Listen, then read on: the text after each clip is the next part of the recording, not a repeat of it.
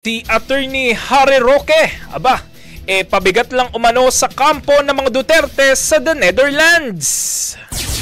Si Brigada Haji Camino sa detalye. Ibrigada mo! Brigada!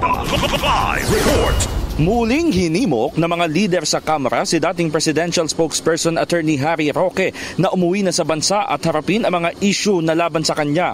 Ayon kay House Deputy Majority Leader Paulo Ortega V, itinuturing na ng kampo ng mga Duterte si Roque bilang pabigat matapos na hindi isama sa legal team ni dating Pangulong Rodrigo Duterte.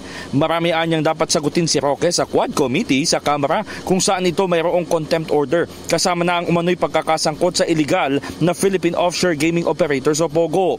Naniniwala rin si Lanao del Sur Representative Zia Alonto Adyong na nakita ni Vice President Sara Duterte na ang presensya ni Roque sa defense team ay magdudulot pa umano ng problema sa kaso. Punto ni Adyong, bago pa maaresto si dating Pangulong Duterte ay nagtatago na si Roque.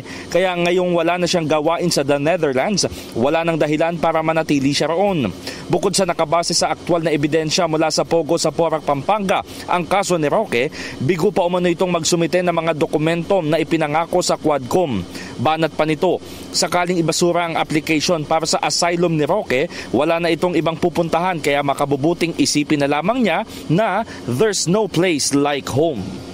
In the heart of changing lives, ako si Brigada Haji Camino ng 105.1 Brigada News FM Manila, the Music and News Authority.